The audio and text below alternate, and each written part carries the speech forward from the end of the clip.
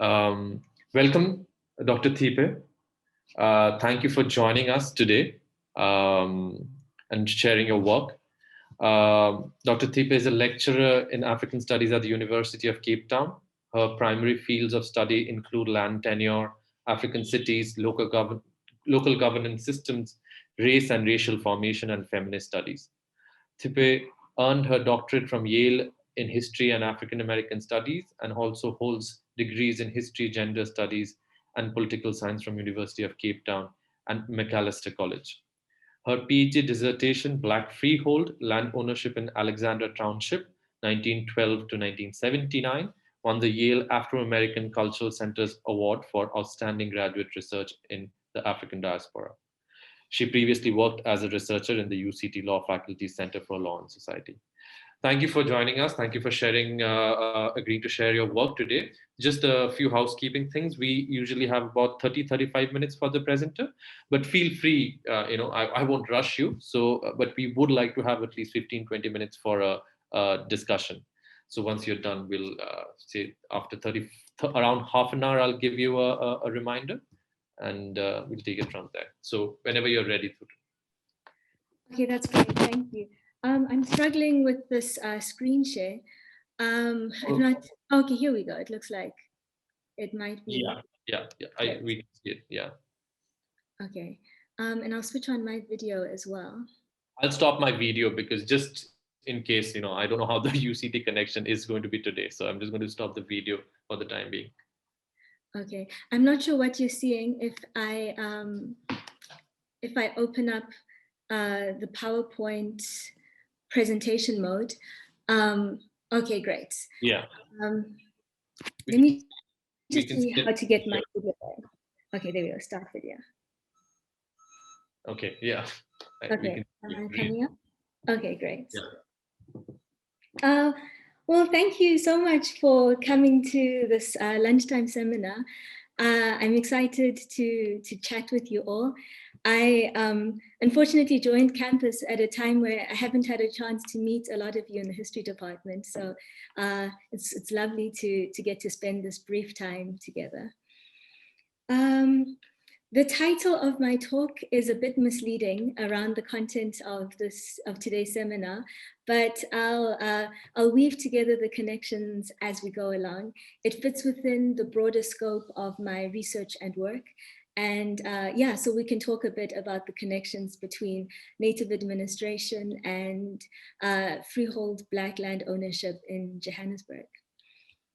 In recalling his youth in Marabastad, Eskia Mphahlele describes the looming figure of Rastend, the name that residents gave to the, quote, inevitable white superintendent of the location, whose control over the streets made him thought of only as the owner of the Marabastad stands, end quote. Apart from the superintendent, Mphahlele remembered that the location seemed to be the property of the police. Mphahlele's experience of a white authority figure as the imagined owner of the stands on which Black people lived, and of the police as the controllers of the area, stood in stark contrast to Black people's experiences living in freehold areas in the first half of the 20th century. In freeholds, where Black people owned land in their personal capacity as private property holders, people popularly referred to landowners as mastense, the feminine for landowner, whether or not a man was in the household. Landowners' families were often described in relation to this title, Banaba Mastense, Mastense's children. Mastens owned the stand's land, the buildings that stood on it, and she curated and controlled the yard and all that lived and grew on it. In Black freehold areas, external actors like white superintendents and other state and private actors had limited power to act on people's land. Freehold gave Black people the freedom to imagine and develop the land on which they lived in ways that best suited their needs and that reflected their aspirations. With confidence in their permanence on their land, freeholders invested in homes where they could experience comfort and stability, and in which they could leave to their children for family generational security and wealth. The mass land dispossession of the 19th century that followed decades of brutal conflict left the African majority in the Transvaal with small land holdings and volatilely and insecure land tenure. This is a theme that I know that this is a theme this group has been working through quite a bit in the past few weeks, with the past two seminars also talking about freehold land ownership and its significance in the northern parts of the country specifically. So I won't go into too much of this history, but we can talk about it in the Q&A, but I'll just frame it for the purposes of today's talk. At the end of the South African War in 1902, the state's land tenure options for Black people all centered on the government or white people owning, or at least being the registered owners of the land on which Black people lived. Communal land in rural areas combined historic land allocation and residential practices with colonially appointed chiefs as custodians and state demarcated land. So even in communal areas, as we all know here, the state owned the land, and on white-owned farms, Black laborers lived largely at farm owners' will and whim. In locations, particularly in urban areas and in peri-urban areas, locations set aside exclusively for Black residents, the state allocated Black people's plots on which they could build houses and businesses with government approval. So the archives are just full of petitions, can I build a back room? And the government says, what's it going to look like? And how are you going to use it? And no, you can't actually, because it will mess with the aesthetic of the location. In these contexts, Black people owned the structures that they built, but not the land on which it stood. So they could still be removed at any time with very little notice and receive some nominal compensation for the structure, but have no real security over their tenure there. Black people living in the Transvaal, especially in towns, came from throughout South Africa's 4 colonies and beyond. Amongst them, they had witnessed and experienced dispossession in just about every imaginable way. They had seen land taken by force through armed conflict, forced removals in the creation of locations, reserves, and labor camps, abusive farm owners renege on tenure agreements, purchased land transferred to chiefs as part of tribal land holdings, and missionaries and other white intermediaries stealing for themselves African-bought land. This is something that I kept encountering in the archive. Missionaries running away with the land that they were supposed to just be the landholders of, and then court cases ensuing, but the actual land buyers not being able to stake any real claim over this land because it was registered in a white person's name. This, in part, is why title deed land ownership became essential, but by no means the only site of struggle for Black land rights in the colony, in the Transvaal colony. History had taught Black people how swiftly, violently, and totally settlers and the settler state stole land and destroyed the lives built on it. Buying land and guaranteeing that it be registered in their individual names as sole owners with full freehold rights promised Black individuals and families a way to protect themselves from settler colonial encroachment and to establish places where they could exercise autonomy and experience the haven afforded by private property rights.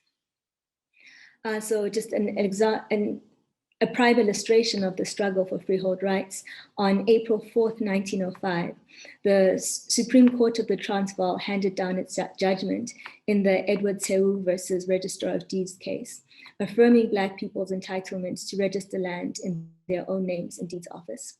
This legal victory was the result of years of political struggle. For Seu and for Black people across the Transvaal colony, it was also a moral victory. Almost as soon as the war ended, Black people began fighting to hold the British-controlled government to the promises that British troops had made in recruiting them to war against war forces. The right for Black people to have their land registered in their individual names and to enjoy the full protections and freedoms afforded to private property owners was central amongst post-war demands. The yearly reports for the first couple of years after the end of the war, it's incredible just seeing all of these accounts of what do we do with these people who fought in the war and are expecting the promises that were made to them to be upheld, and the back and forth of the policy debates of how to address the question of what were parts of treaties in the war between Black people and British forces. The Transvaal legislature worked quickly to make Black people's private land registration illegal. Within 2 years of the Teu case, Black people again lost the right to freehold land registered in their own names.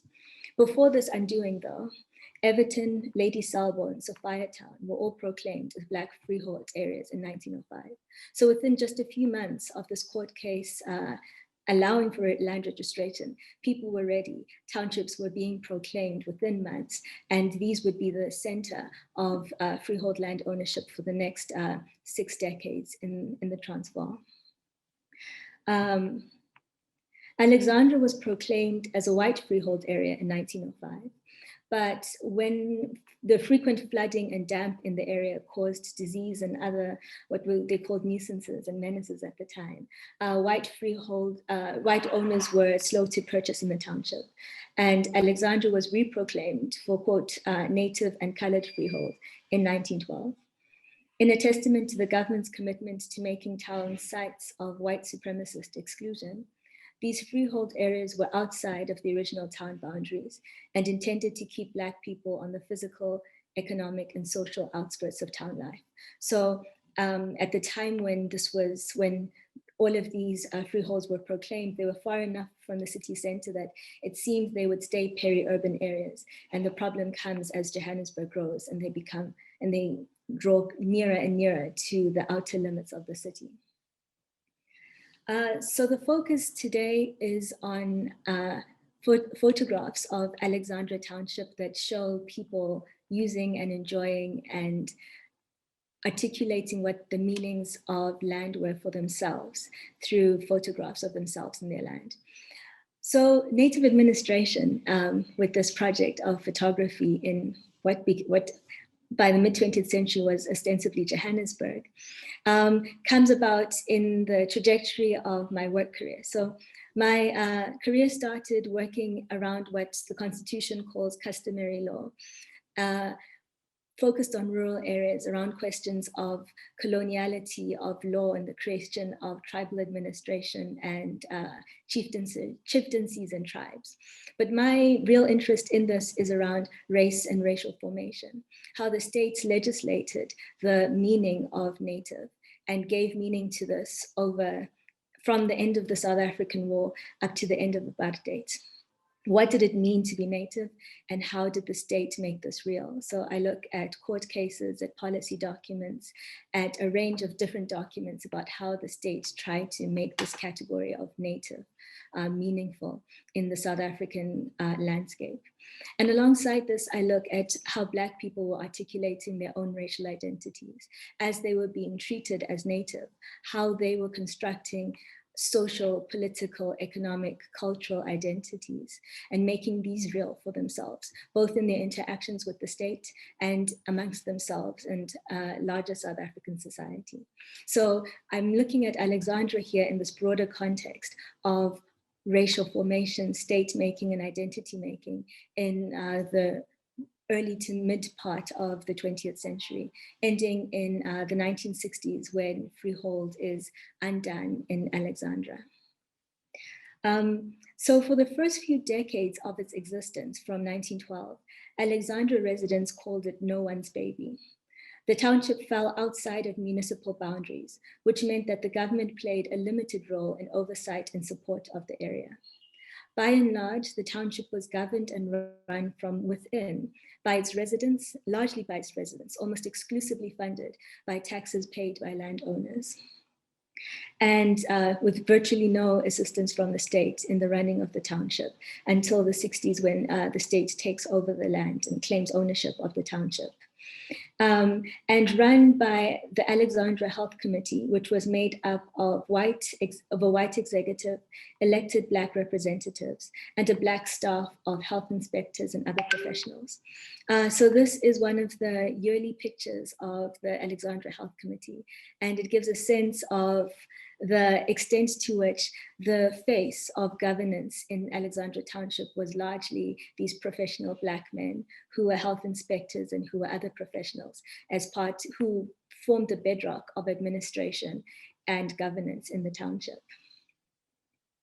This is also the sorts of photographs that have typically been explored in studies on urban life in South Africa and on photography. The studio portraits that Santu Mofokeng examines that I'll be discussing later in the presentation. And this next photograph is also an example of the sort of studio photographs that have received attention. The gentleman in the middle was a health inspector in the Alexandra Health Committee, and the little boy on the far left was his son, who also became a health inspector. And the gentleman on the far right is the father and grandfather to the two. And the little boy on the left is my grandfather. This was a family portrait of the three generations of Thipe men who became health inspectors, and it's part of how I came into this research. My family lived in Alexandra as landowners from the 1920s, so pretty much from the first decade of the township's existence. And 3 of my 4 grandparents were the children of landowners, and all of my grandparents went on to become landowners in Alexandra Township. So this is a project that I really flowed into with some ease in my research, because so many people who I talked with knew someone in my family. My maternal grandfather owned a butcher and was the first to have electricity in the township. So people would, talk to me about that. And my maternal grandmother was a teacher and people would talk to me about that. So it was a really nice opening for this research. And I share this also in this context because it also helps to explain the sorts of photographs that people shared with me. People shared really personal, private photographs that were intended for themselves and for their families, but coming in as I did in this way that people could locate me and locate me fondly in this past life that they lived before the forced removals, helped with the sort of access that I had during this research. And I think also in the analysis that you'll see that I put forward of the significance of these photographs.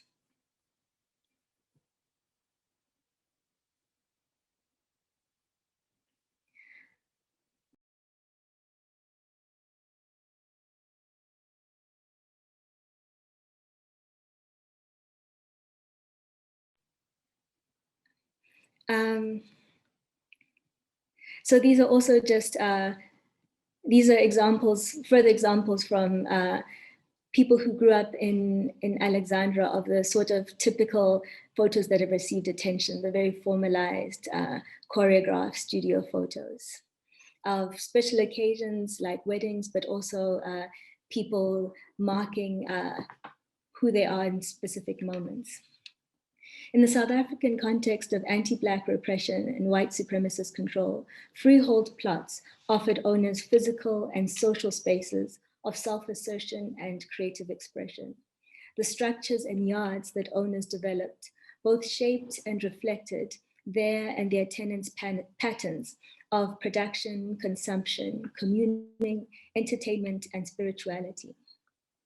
They also crucially allowed people to cater for particular needs in their lives. Within homes, architecture and decor reflected people's taste, how they organized their lives, the stories they told about themselves to themselves and to close people who would enter their homes. They structured and curated an environment in which they could feel at ease. Control of physical space positioned Black people to produce narratives about who they were, their hopes, their beliefs, their achievements and identities. Photography became an important way that Alexandra freeholders recorded and celebrated the lives that they built on their stands. Photographs of daily life within the home captured both mundane moments that likely occurred repeatedly around the house and the yard, and also the more obviously curated scenes where different parts of the home provided a backdrop for people to perform particular ideas of gender, of culture, of class, and of race. Both candid and staged photos in the home projected idealized representations of contemporary, urban, upwardly mobile Black domestic life. By reading race as fundamental to and defined by visual culture, and understanding race and visual culture to be mutually constitutive, and photographic archives as racialized sites invested in laying claim to contested cultural meanings, Alexandra landowners' photographs become rich sites for analyzing how Black people through the first half of the century used their lives on freehold to challenge the racial fixing of the settler state and to present counter-arguments to tribalism and anti-Black racial tropes of the time. Beyond responding to white supremacy, the people in the photographs and behind the cameras were imagining and presenting vernacular Black identities that showed how they saw themselves and how they wanted to be thought of and remembered. The expense and the work involved in producing photographs were reflected in the deliberateness of each picture. This is a school in 1920 in Alexandra. And this is a meeting, a social group meeting. A lot of photographs had damage to them. So there's been some work in reconstructing photos, but some like this are just repaired, damaged beyond repair. The backdrops that showed off different parts of the home and yard were often as significant as the people being photographed. Like in this picture here, that's of my great-grandmother's home, where my grandmother grew up on 8th Avenue in Alexandra. There was care in the composition of shots, and intentionality in communicating messages of confidence, of joy, of accumulation, belonging, and other markers of self-assured Black identity. The backdrops that showed off different parts of the home and yard were often as significant as the people being photographed. These settings displayed the fruits of freehold, the sacrifices that made ownership possible, and the environment that nurtured the poise that people projected in their photographs. Photographs of the mundane in Alexandra included scenes such as parents stealing loving looks between each other in the living room, a daughter tending to the front garden like this one, a father reading the newspaper on the stoop, a son in tears riding his tricycle down the hallway passage, a mother pushing her child on a pram across the yard, and women cooking around three stand pots. These are all photographs that will come up later, but just describing the sorts of everyday scenes that they are meant to communicate. Alexandra landowners were by no means a monolithic group in terms of economics or class. Most Alexandra freeholders worked in low-paying employment and paid the bonds on their property over many decades. Many standowners lost their land and homes when they defaulted on the loans for which they paid debilitatingly high interest rates on land priced significantly higher than comparable land available to white people. So I mapped out the entire township and the amounts that people paid over different decades, and then compared that to Marlborough Township, the adjoining white freehold township to Alexandra.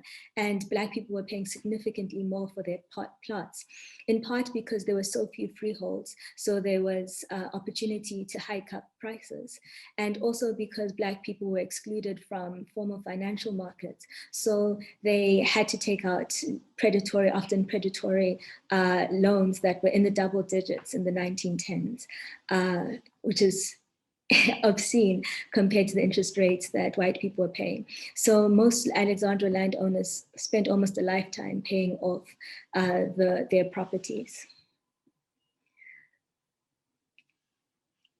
Even with the enormous economic pressures that Black landowners faced and the precarity of lifelong debt for many, having a major asset which they could, with which they could secure more assets, pay fees for education, business startups, and resource other needs, positioned landowners to access greater opportunities for upward social and economic mobility than their other Black counterparts. From the early 1900s through to the 1950s, in locations, the settler state routinely stripped Black people of their homes without any compensation, and government officials infantilized Black adults in their own homes by dictating how they could use their yards and build structures for themselves and their families, with the threat of demolition if they acted outside state-sanctioned parameters. Across the province, schooling for Black children was limited, and employment opportunities for Black professionals were even more scarce. In this context, where Black people faced intense economic, social, and geographic insecurity, being able to ensure a level of material stability through land ownership had significant effects on Black landowners' psychological and social well-being at individual and collective levels. Photography and other artistic representations of Black freehold areas recorded the ways that people lived out the relative freedoms that ownership afforded them, and how the confidence that feelings of permanence to put down roots shaped how they made meaning of their material space and their place in it. So they could actually invest in their homes because they were theirs and they had some legal guarantee of this permanence. Just taking a step back to talk about photography as a medium and its significance in this moment socially. Photography played a significant role in the development of racial science. By giving the appearance of reflecting objective facts, photographs became central in the creation of racial hierarchies that privileged white bodies and that linked biology to the social construction of race. Visual representation played such a crucial role in creating and reproducing social order because of the constitutive role of the look as a site of power knowledge and its phantasmic fetishizing of the body and the skin as signifiers of racial difference. Starting from 1904, Alfred M. Duggan Cronin's photographs sought to capture essentialized tribal subjects before they became, quote, corrupted by the city life and lost this essence. This is a project that was at the heart of early studies at UCT, particularly, I'm based in African studies, when it was formed, these sorts of fetishized ideas of the African and the true tribal self were at the heart of the formation of the area of African studies and training what would be colonial administrators to do the work of running the empire. Duggan Cronin's thousands of images spanning the South African countryside dominated photographic representations of Black South Africans. The discourse of projecting Black people from losing their true tribal selves was championed by the settler colonial government from the late 19th century and became a core explanation of apartheid segregation.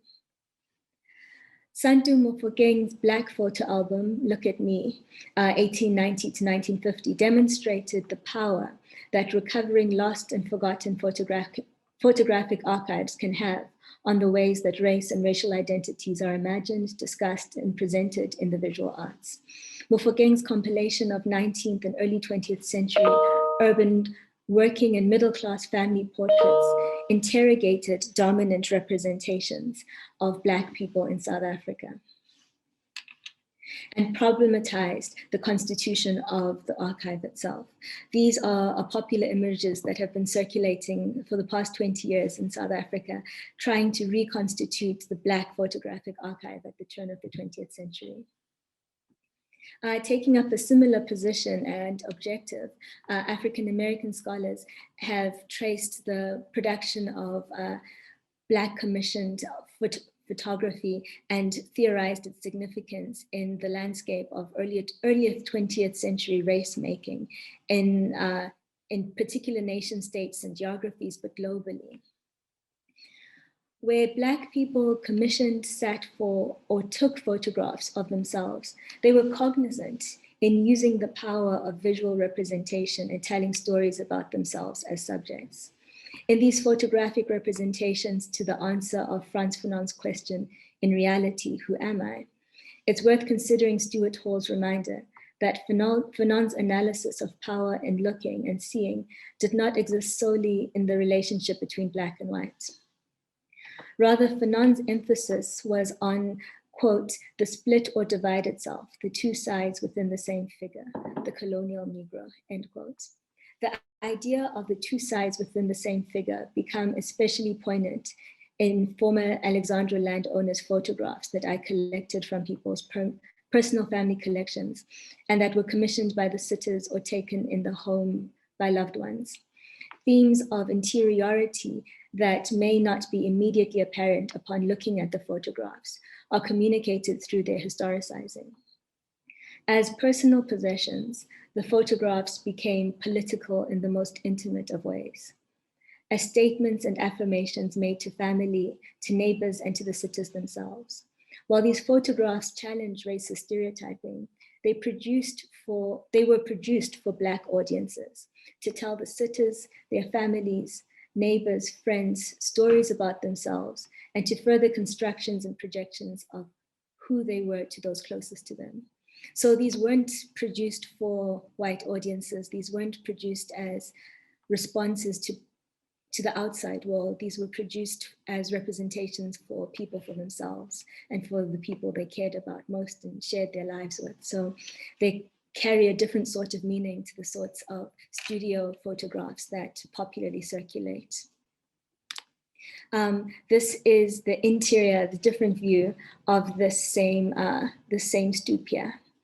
And you can really see the investment in the homes here, looking at this photograph, the Georgian pillars, the embellishments at the top of the roof there, the circular stoop. There's deep house pride that comes through from these photographs.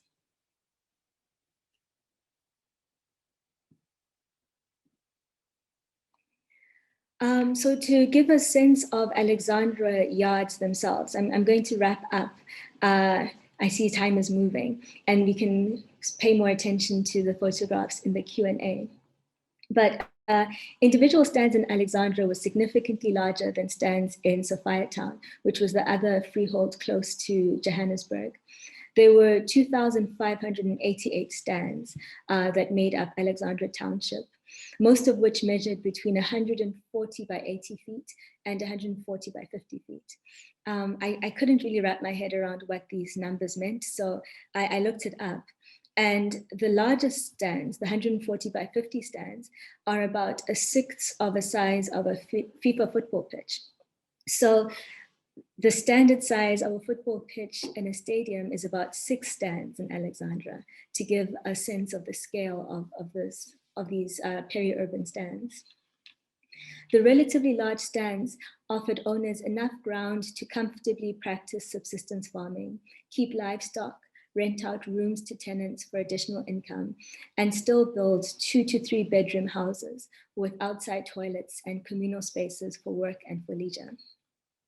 The small ecosystem on each yard, so thinking about the units that were created within these quite large stands, these small ecosystems on each yard provided for basic food needs, housed livestock ranging from chickens to goats to cattle, held decorative gardens where owners could escape from the stress of their lives in tending to their flowers and basking in the natural beauty in the resource-scarce township.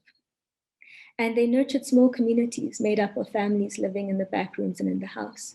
So on a given stand, you might find 5 or 6 different households sharing that one stand with the owner and groups of tenants who the owner needed to rent out to be able to afford the repayments on the land.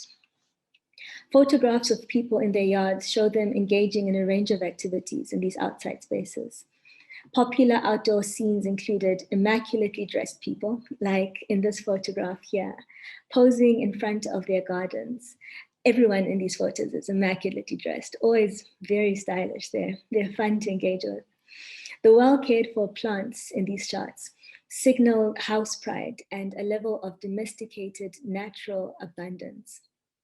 Santo Mofokeng critiqued early 20th century photography for the ways in which, quote, Black people were frequently depicted in the same visual language as the fauna and flora, end quote. With power over the direction, the composition, and the messaging of their outdoor pictures, Alexandra landowners basked in their manicured landscape, claiming its beauty as their achievement and turning upside down the ontological reduction of the colonial gaze. Outside photographs also often included houses or other buildings as backdrops. From 1918 onwards, the Alexandra Health Committee adopted increasingly stringent requirements on the structures that people built. So you see the composition of houses changing a bit over time as the Health Committee put more rules on how far apart buildings had to be, how many windows were required for there to be sufficient ventilation in every room, and these sorts of requirements. And you see these planning requirements playing out in photographs over time as well. Photographs that showed house exteriors often captured the most decorative parts of houses that boasted architectural detail that showed the size of the house, as we saw with the last one with the stoop, or other notable features. Verandas offered particularly dramatic settings for displaying scale and design flair. Some of the most elaborate verandas were held up by large pillars that came in a variety of designs and stood on the end of the circular or rectangular floor plan. Under the shade of stretched out roofs, home dwellers sat in each other's company. They tended to pot plants and read newspapers and books. In a broader context where Black people's lives were valued for physical labor, especially in the mines that changed the country's fortunes, the photographs of Black people enjoying their outdoor spaces highlighted them using their bodies for leisure and celebrating relaxation as an important part of their lives.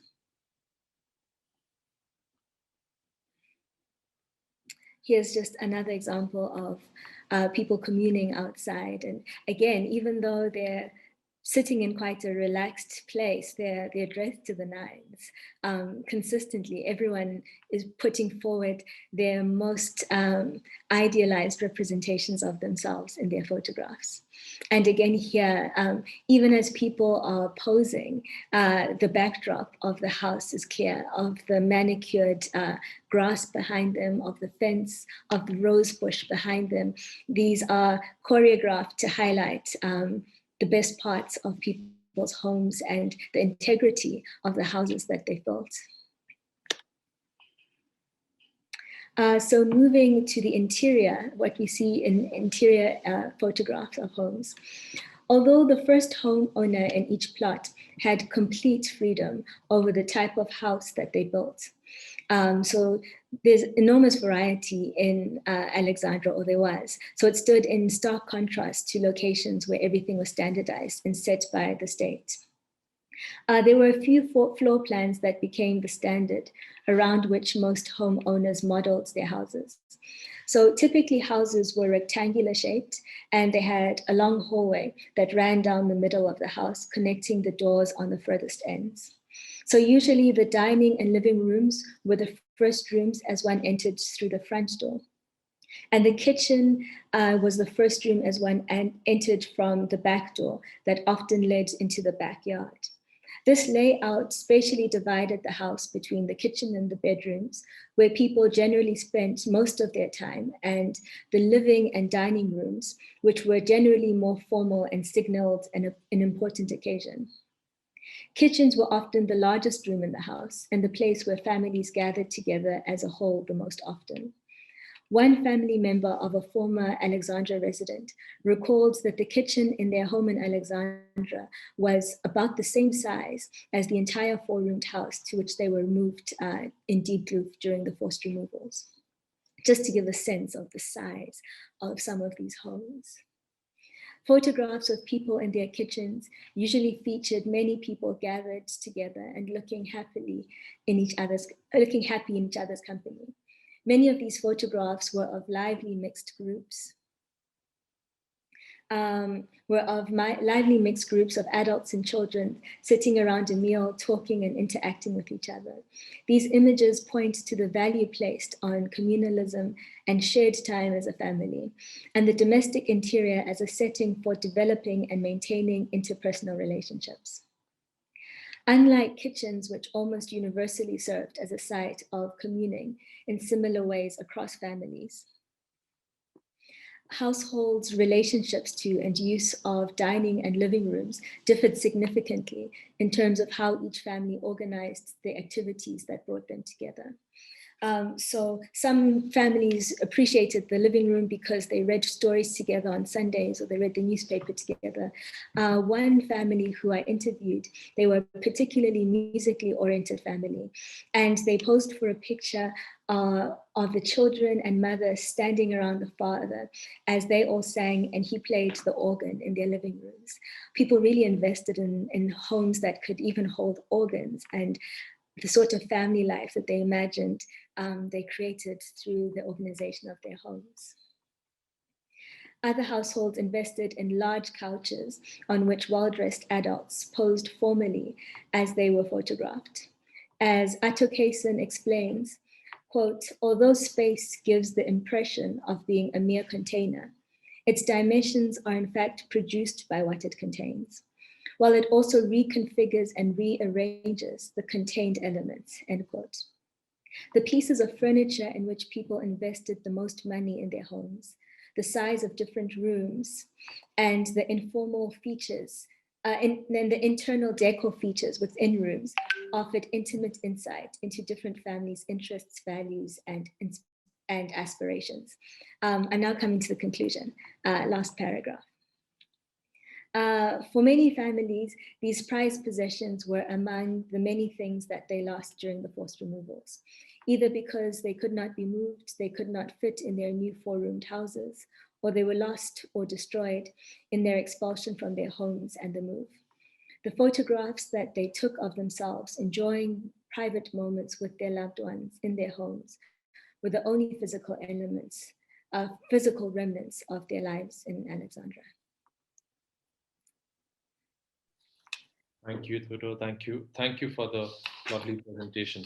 So we have about good 17 minutes, 15, 17 minutes. The floor is open. Just put up your hands on the through the app, or just, if you wish, just turn on your video and you can ask the question. Questions, comments.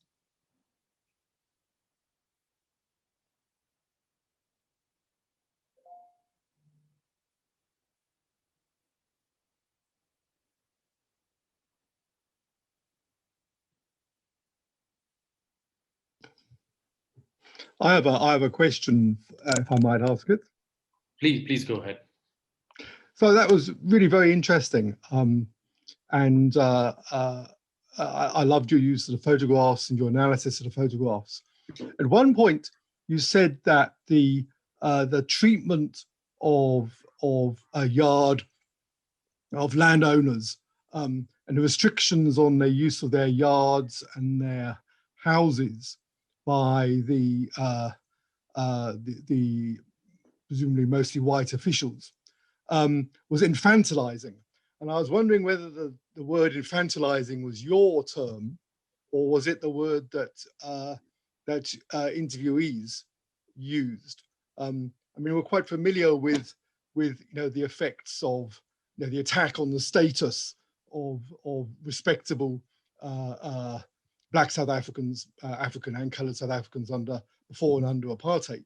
But I'm curious, did your interviewees or the other sources you've got, documentary sources, do they say we experience this as infantilizing, or did we just experience this as brutalizing? Because certainly in other times and other parts of the world, attacks on respectability and status might be demeaning, but they're not necessarily infantilizing. Infantilizing evokes a very particular kind it's a very particular kind of metaphor. Mm-hmm. Thank you for that question. So I use that word from the early archival sources, particularly from the turn of the century. So between 1902 and 1910, there was a lot of letter writing to government officials about setting up infrastructure in locations and pouring resources into these areas. And there was frustration in these letters about having to seek state approval for everything. So people from the Cape who moved to, I remember one letter particularly of a businessman who moved from the Cape and said, I've run many successful businesses in my lifetime, I've owned land, and to have to come to you for every small change and every small development I want to do is silly when you look at my track record and what I've achieved. And so there were lots of these sorts of letters from people who communicated their frustration at being forced to seek advice from people who'd never run businesses. A lot of these were from business people that, you've never had any sort of enterprise in your life, and I have, and I have to come to you consistently to live my life and to build infrastructure. So the word infantilizing was coming from these sorts of communications, and also from the literature. People like Eskiam Pahlele, Peter Abrahams, Noni Jabavu, who've written about locations in South Africa, in Johannesburg, in the Johannesburg area, who talk about the ways that adults were reduced to minors in their own homes, that at any time anyone could come into your home, and a father became a child in front of his children at the hands of the police officer who, barged into their home. So it's drawing from my reading of people's descriptions in the archives and in literature of these experiences of being an adult and people coming into your home and turning you into someone with no rights in that space. Thank you, Professor Seekins, for the question. Thank you, Thuto. Other comments, questions? Yes, please go ahead and ask your questions, Zandish. Thank you very much, Dr. Thipe, for a fantastic talk. I particularly appreciated the kind of pedagogical nature where you taught us how to read the images. We weren't just kind of shown these beautiful images, but you were showing us how to read them. And I thought maybe you could say a little bit about your own experience in the archive, or in people's kind of personal archives, if people were showing you and kind of teaching you to read the photographs with them, but also maybe to say a little bit about kind of how the photos worked on you, kind of what your experience was engaging with these pictures and how they kind of shaped your own experience in the archive. Thank you very much. Thank you so much for that question. Sorry, we take another question. There is, I see Nomfundo, there's another question. Would you mind taking two together? No, definitely. Please go ahead. Hello, Dr. Thipe. So good to see you.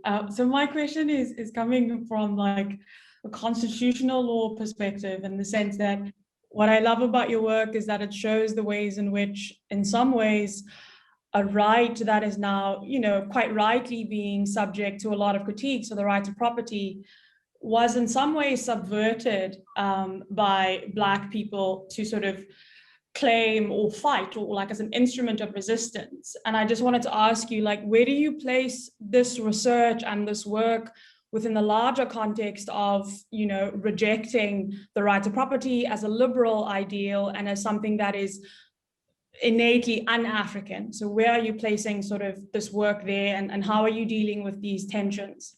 Thank you so much. Yeah. Thank you for that question. It's a question I have to answer. I keep being asked it. I have to answer it.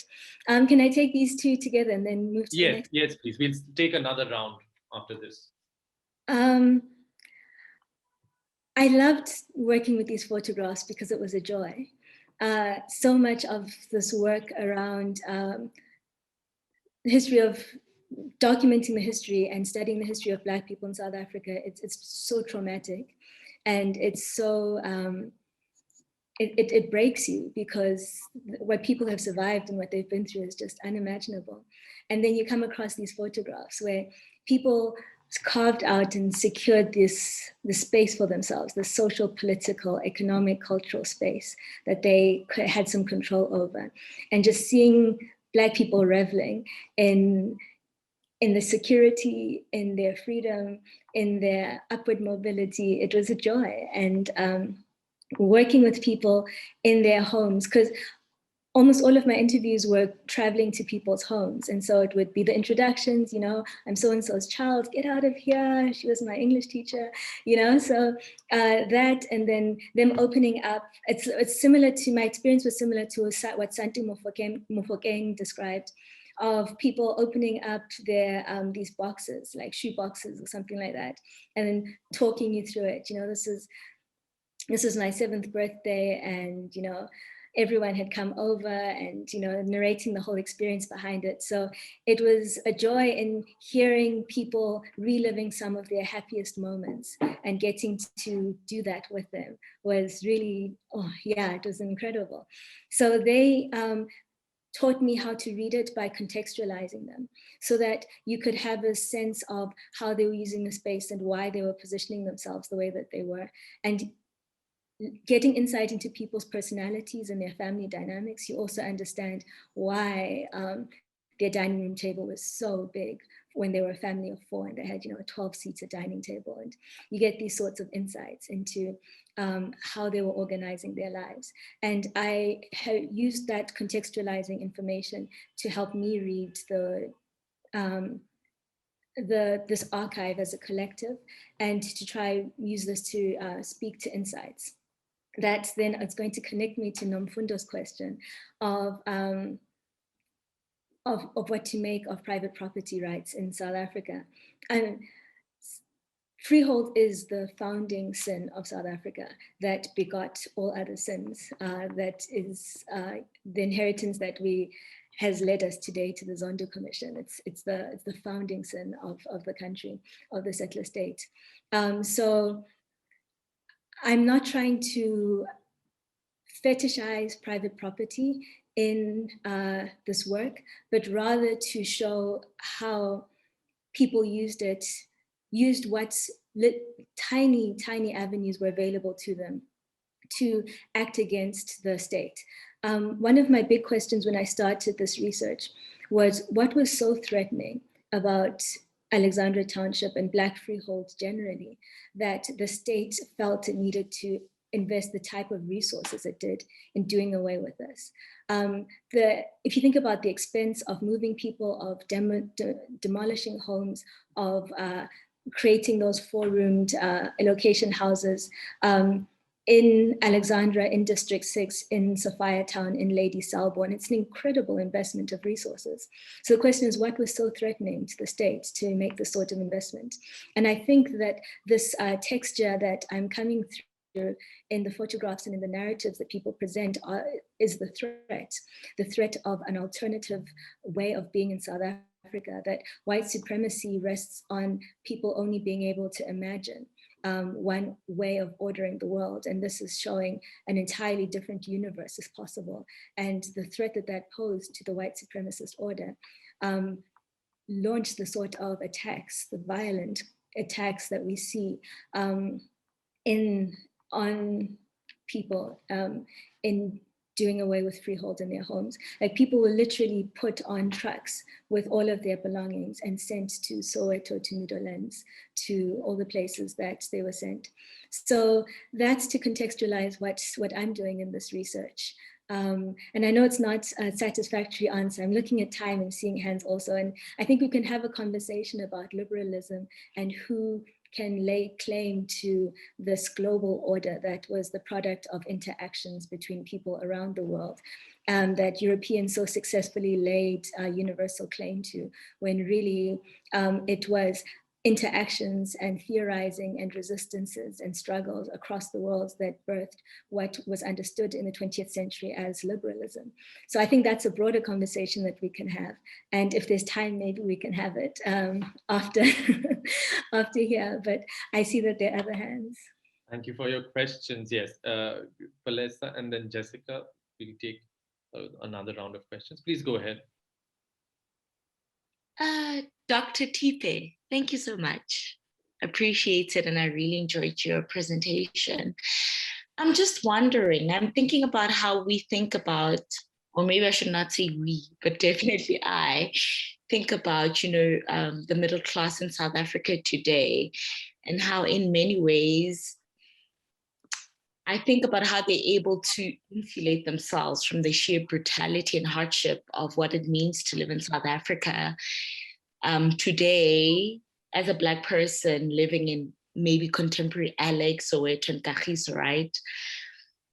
And in many ways, I cannot help but think about how, the families and the stories that you talk about remind me of these instances of Black people that are in many ways then able to insulate themselves in one way or another, even if it catches up with them from the status quo, even if it's very temporarily, as you so articulate. What do you think about that? Thank you. Thank you for your question. Jessica? Dr. Thipe.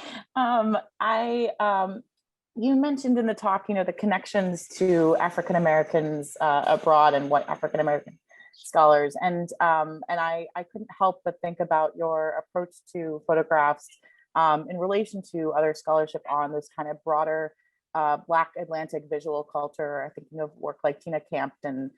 So I was curious, just if that's if you yourself are situating your work in that way, and what connections you are drawing, and if any of your sources also, draw those more diasporic connections.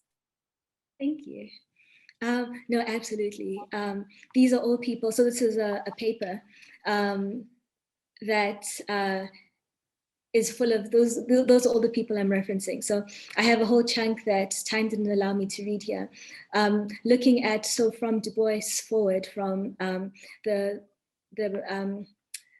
the exhibition in Paris, going forward into the 20th century, African American photography as a site of racial formation and of articulating racial identity and the color line, the meaning of the color line. This is exactly where I'm situating my work. And then bringing that into the South African context, also how South African photographers have theorized photography and its role in constituting South African society in the early to mid 20th century. So absolutely, these are people I'm talking with. And I think it's well documented, the cultural influences of American popular culture, particularly African American popular culture in South African urban landscapes, that definitely fashion and cars and music had deep influences from the magazines and the newspapers and the records that people were consuming in South Africa. So absolutely, these are conversations, I think, going back and forth. And I don't think it's unidirectional. It's the movement of people and ideas constantly back and forth, but very strong African-American influences in aesthetics, popular aesthetics in the moment that I'm looking at. But yes, these are theorists who I hope to be in conversation with, who I cite and I hope to be in conversation with. So thank you for that question. And Palesa, what's really interesting in Alexandra is the constant connection between people across class locations. So landowners themselves, even though they may have been able over 60 years to build a beautiful home, so many of them were domestic workers, were laborers, were people who invested everything in these homes. So class becomes a complex category in this setting because the metaphor I use of the ecosystem in each yard, it's the landowner's children and the tenant's children grow up together.